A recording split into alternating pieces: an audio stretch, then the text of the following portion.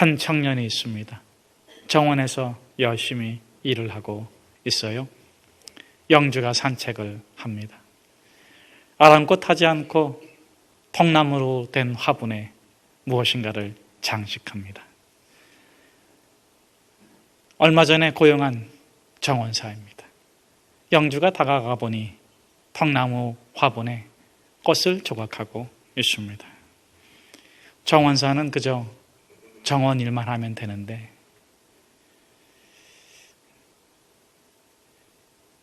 뭘 저렇게 열심히 하나? 이복의 청년, 나무 화분에 꽃을 조각해 놓는다고 해서 품삯을 더 받는 것도 아닌데 뭘 그리 정성을 들이나? 네, 저는 오늘 제가 맡은 일은 다 했습니다. 저는 이 정원이 너무 사랑스럽습니다. 저는 이렇게 무엇인가 조각하고 있노라면 정말 제가 살아있는 걸 느낍니다. 저는 그저 제가 좋아서 합니다. 이 영주가 그 청년의 말을 마음에 두었습니다.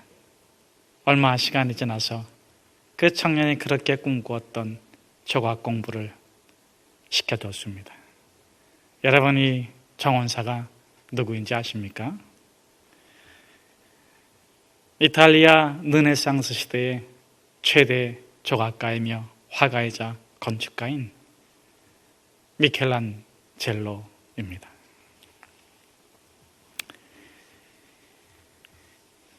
미켈란젤로는 작품의 완벽을 추구했습니다. 주장하지는 않았습니다. 그러나 추구했어요. 사람들이 그의 작품을 보고 놀라면서 탄성을 지릅니다. 아니, 어떻게 이렇게 완벽한 작품을 만들어낼 수 있냐고. 도대체 그 비결이 무엇이냐고. 여러분, 그의 삶의 모토는 무엇일까요? 그가 그 삶의 모토 때문에 완벽에 가까운 완벽한 작품을 만들곤 했는데 그의 첫 번째 삶의 모토는 삶의 신조 철학은 내가 알고 있지. 내가 알고 있지입니다. 우리가 잘 아는 시스티나 예배당의 천장 벽화를 그릴 때 일입니다. 5년을 그렸습니다.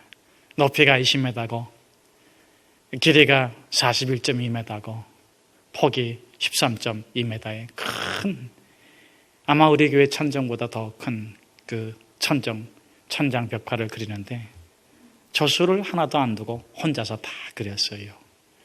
몸이 망가졌습니다. 사다리를 넣고 그에 올라가 가지고 구석에 그림을 그리고 있는데 답답해 가지고 친구가 이보게 거기 구석이야. 누가 보나? 거기에 그 작은 인물을 그린다고 해서 누가 알아주겠나?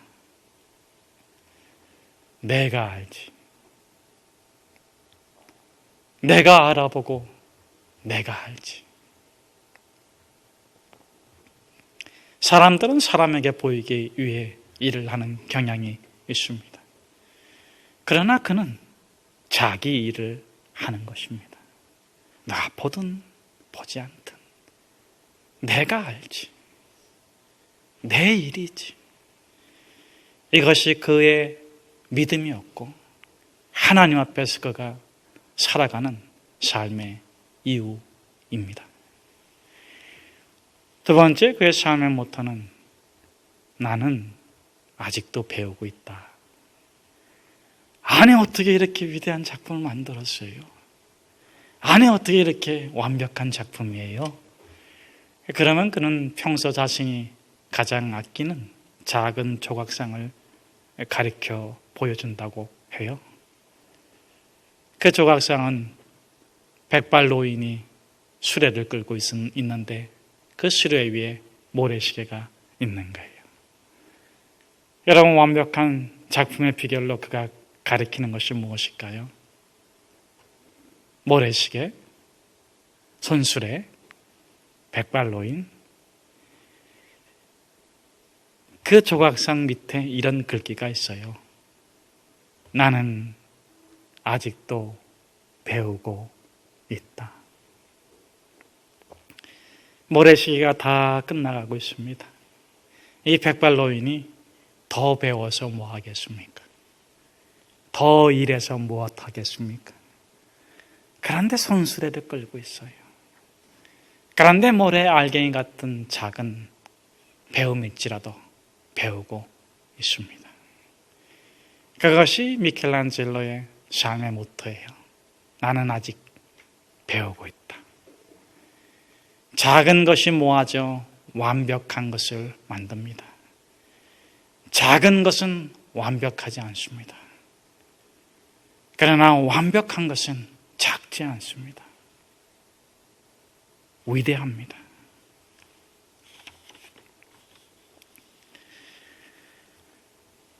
오늘 본문은 예수님의 공생애의 시작입니다. 사람들은 큰 일을 하고 싶어 합니다. 작은 일도 크게 선전하고 시작하고 싶어 합니다. 그러나 예수님은 공생애를 어떻게 시작할까요? 왜냐하면 12절의 말씀을 같이 한번 함께 읽겠습니다. 예수께서 요한이 잡히셨음을 들으시고 갈릴리로 물러가셨다가, 예수님의 공생애의 시작은 4개의 복음서가 각각 달라요. 그런데 오늘 마태가 강조하고 있는 것이 무엇입니까? 동사에 강조점이 있는데, 들으시고 물러가셨다가 거기서 사셨다. 물러가셨다. 전진하신 것이 아니라, 내세운 것이 아니라, 드러내신 것이 아니라 뒤로 물러서셨다. 자, 이 물러서셨다는 의미가 무엇인지 우리가 알아보기 전에 다른 복음서에 예수님의 공생의 시작이 어떻게 시작되는가 살펴봅시다. 먼저 요한복음은 기적으로 시작합니다.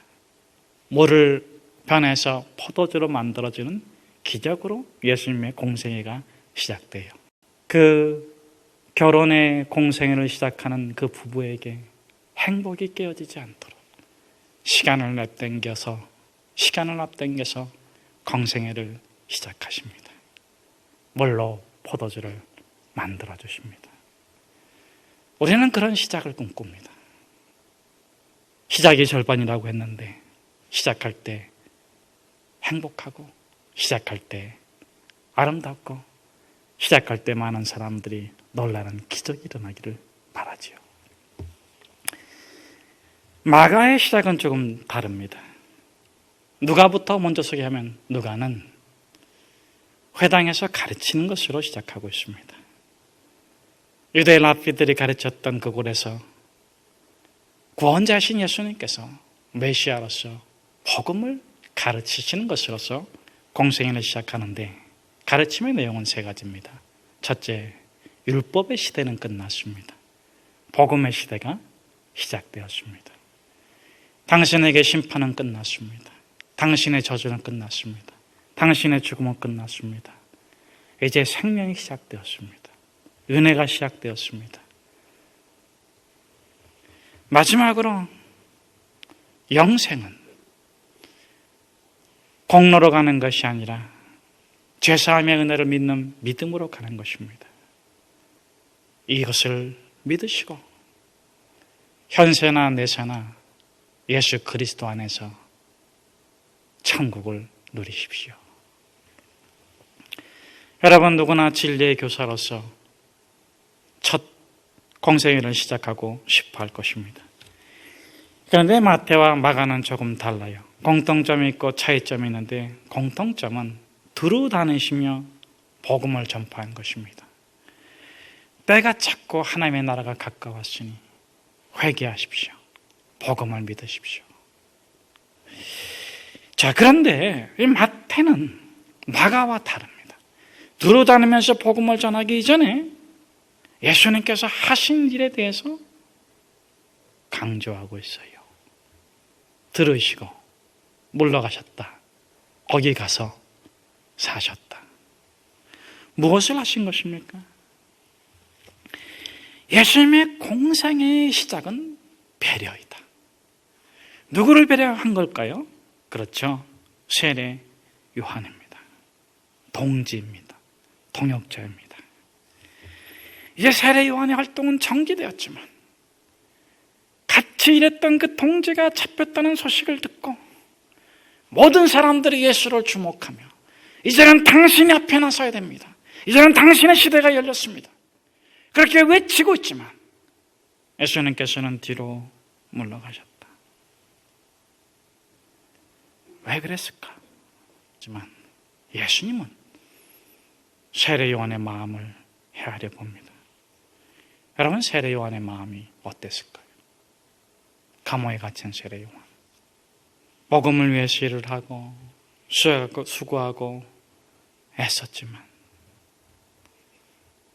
그 마지막이 감옥이기를 원하지 않았을 세례 요한, 그를 생각하며 예수님께서는 물러가십니다. 배려하십니다. 여러분, 배려는 절제된 사랑의 표현이에요. 사랑이 좋다고 자기 식대로, 자기 욕망대로, 자기 습관대로, 자기 고집대로, 자기 방식대로 사랑을 하는 사람들이 많이 있어요. 사랑일까요?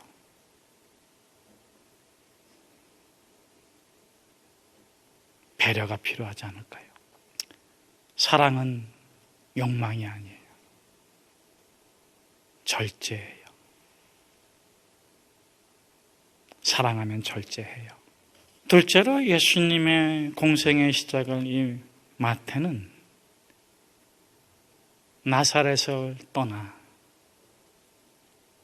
스불론 땅과 납달리 땅으로 가서 그 해변 지경에 있는 가버나움에 가서 사셨다, 이렇게 말하고 있습니다.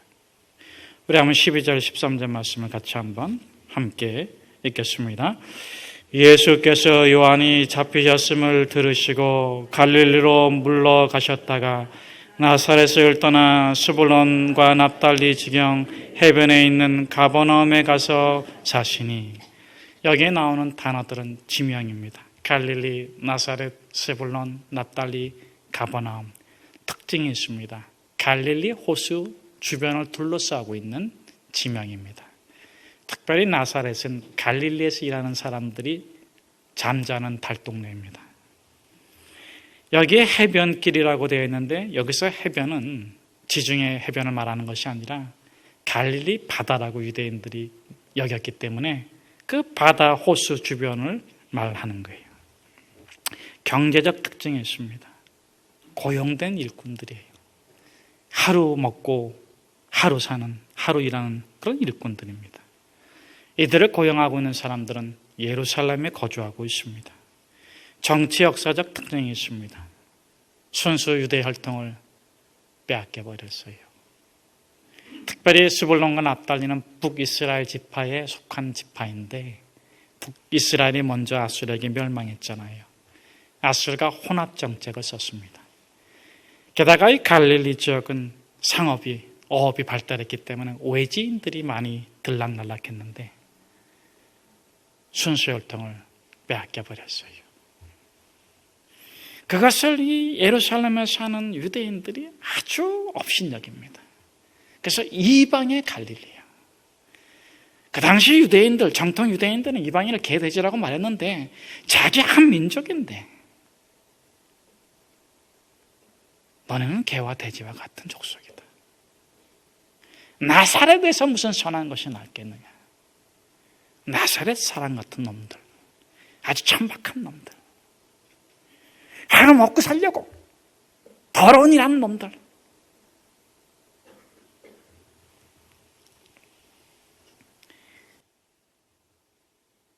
종교적으로는 경멸의 대상입니다. 그런데 여러분, 마태가 말하는 것이 무엇입니까?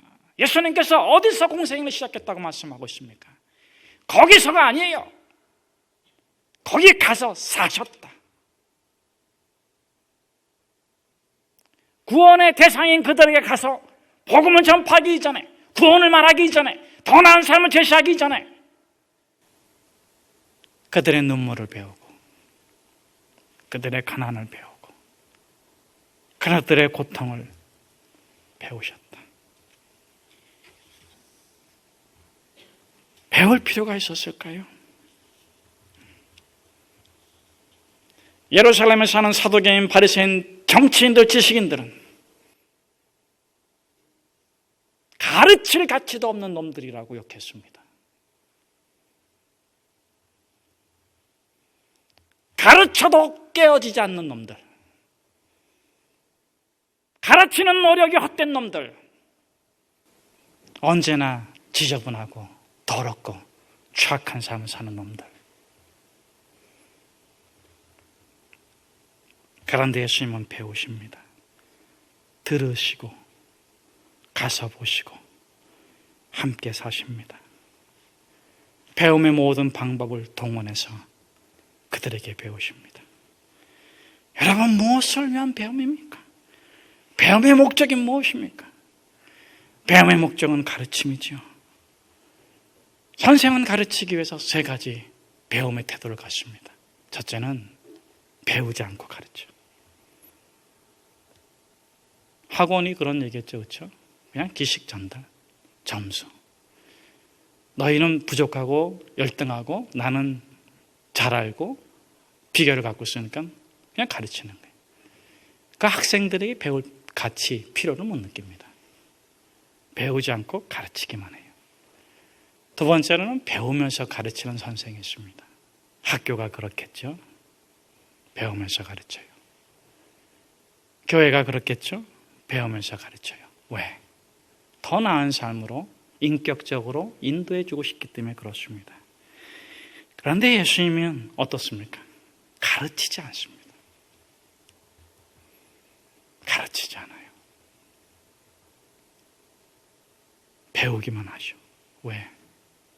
가르치는 게 목적이 아니라 구원이 목적이기 때문에. 그들에게 돈 버는 방법을 가르치는 것이 아니고, 그들에게 인격적으로, 도덕적으로, 윤리적으로 더 나은 삶을 가르치는 것이 아니고, 예수님의 목적은 깨어지고 부서지고 엉망이 되고,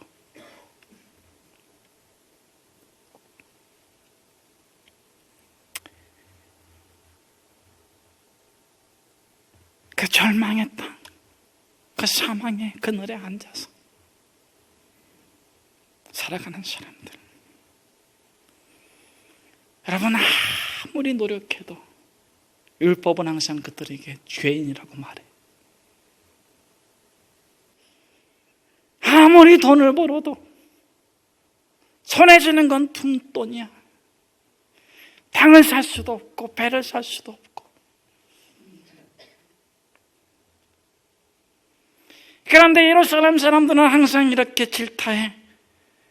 너희가 자랐다면 왜 죄인이 되겠냐? 못났으니까 죄인이지. 너희가 노력했다면 왜 못 살겠냐? 입으로는 그럴싸하게 설교하면서 착취하고 탄압하고 정교의 계율을 주렁주렁 목에 매달고 지치고 힘든 삶을 살게 해. 여러분, 예수님은 그들에게 더 나은 삶의 기술을 가르치기 위해 가신 선생이 아니에요. 그들을 구원하기 위해 그들의 눈물을 배우시고 그들의 억울함을 배우시고 왜 나쁜 건지 알면서도 삶의 방식을 고집하고 있는지, 왜 더 옳은 것을 알고 있으면서도 더 아픈 삶의 방식에 생존의 방식으로 붙잡고 있는지, 도대체 그들을 묶고 있는 어둠의 세력이 무엇이며 그 악한 영들이 어떻게 그들의 심령과 골수와 DNA까지 파고들어 있는지, 그들을 질타하고 그들을 깨뜨리기 전에 그들이 얼마나 아파하는지. 미켈란젤로가 어렸을 때 망치로 돌을 두드리면 유모가 이렇게 말해줬다 그래요. 돌들마다 특성이 있어. 그걸 이해해야 한다. 돌이 너에게 말을 걸 거야. 망치로 치며 그 소리를 들어보렴. 돌을 섬세히 다루고 돌을 사랑하면 돌은 자기 자신을 너에게 바칠 거야. 망치로 깨어지는 돌들이 외치는 소리가 무엇이겠습니까?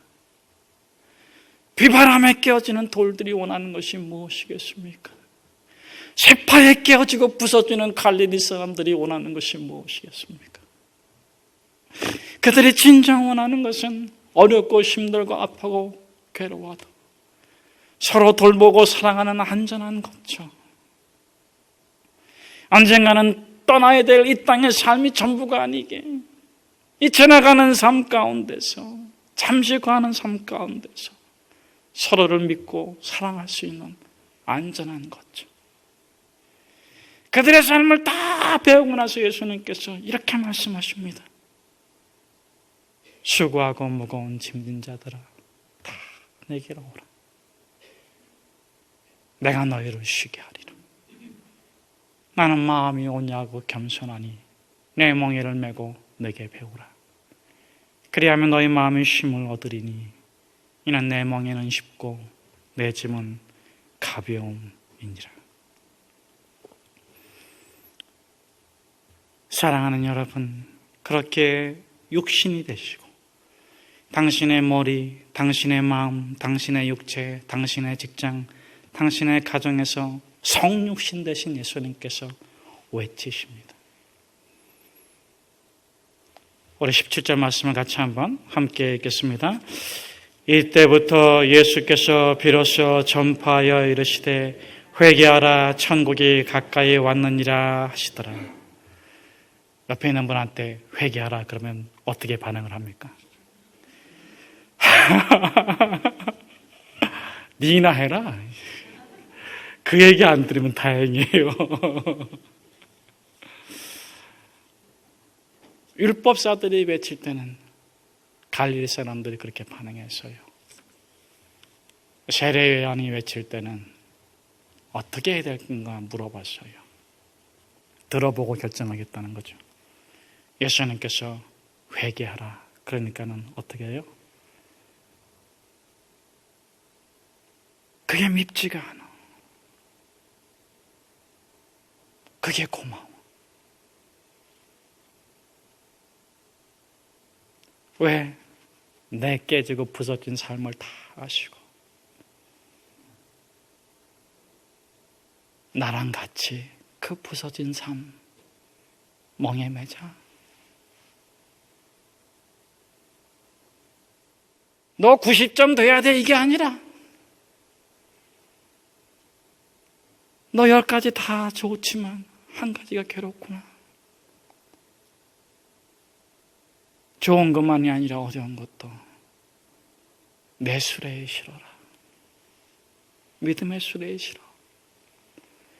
너의 머리가 백발이 되고 너 인생의 모래시계가 얼마 안 남았구나. 괜찮아.